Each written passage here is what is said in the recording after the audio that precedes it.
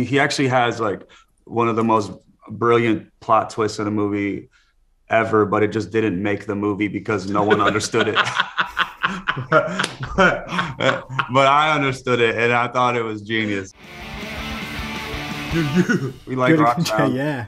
Oh yeah, we like you boys. It's all good to see you, man. This is a kind of different thing for you guys. You're writing parts for yourselves. I know that's going to be, one side of it, but also so many of your friends and previous collaborators in there as well.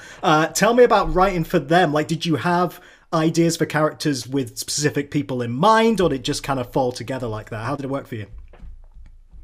Yeah, we did, and it all got fucked up and switched around. It's and we were the last cast members added to the movie. We weren't really supposed to be in the movie. That's true. I definitely wasn't supposed to at all. And you were trying your absolute hardest to not be the lead character, which I kind of always knew he was going to end up being the lead character. Man, that's funny. So what prompted that then? Did you guys just want to be like a little bit more hands off with it? What's with that reluctance to kind of be in your own movie? It's just like we've never directed a movie or wrote a movie. Or he definitely didn't want. He's acted in movies before. He wanted to take a different role. I was thinking that it would be really, really hard for both of us to be on screen and no one behind the camera. But he's an amazing actor, so he needed to be the lead as far as I was concerned the whole time. And the story is real. It's a real story. Yeah. It was based off of like a real text message, and I was London in real life. So yeah, I mean, it made sense.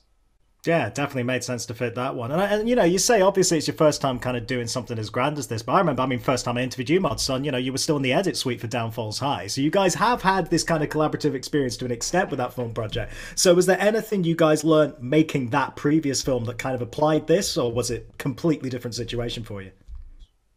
We learned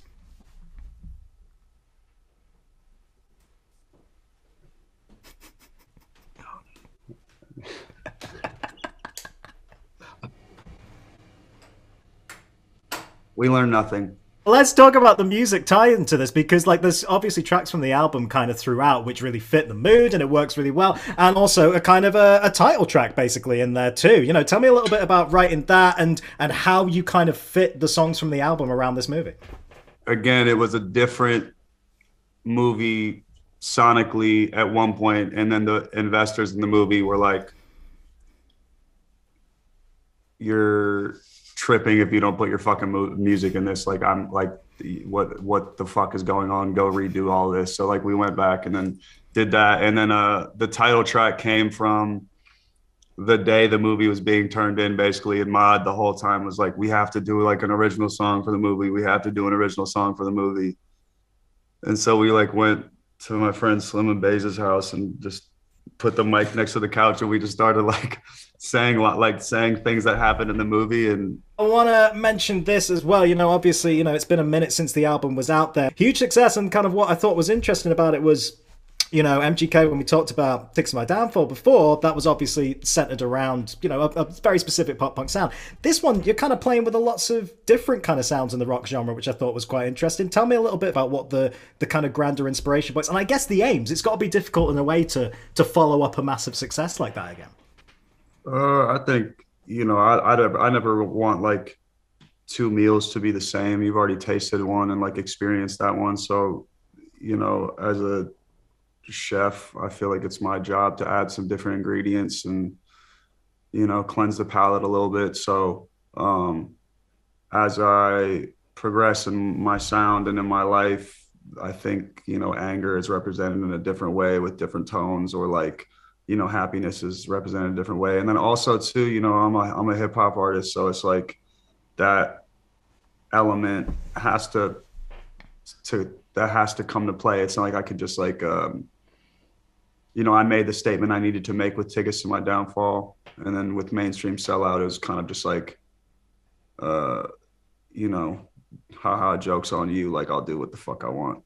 What kind of other things would you like to collaborate on, guys? You've done the music, you've done the movie world. Is there any other projects you would like to work on together again? He has this great clothing idea. It's called No Safety.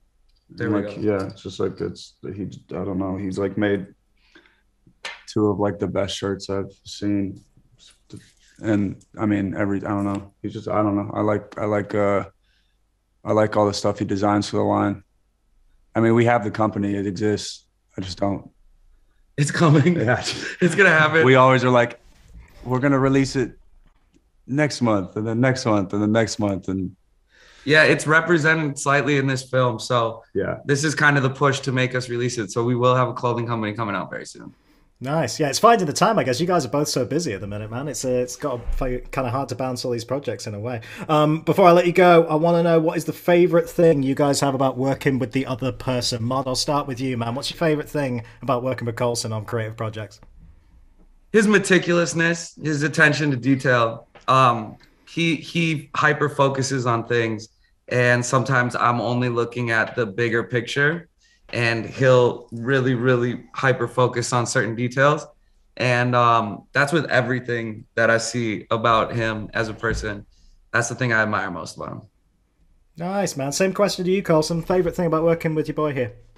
Probably dedication to whatever the task is in front. Like when I was like, do you want to write this movie? I was coming at it from a kind of like nebulous place of like, oh, I'm going to start typing words and we'll just see what happens. And he went and like researched every single stoner comedy. He went and like read 3 books. He like really like dove in and kind of was the reason of why, if there was any like deus ex machina happening in the script, or like there was any like moment that was like, ah, shit, like this twist is brilliant, I really kind of like would come from him being like, okay, I've sat and thought about this for 36 hours and like this is what we can do. He actually has like one of the most brilliant plot twists in a movie ever, but it just didn't make the movie because no one understood it.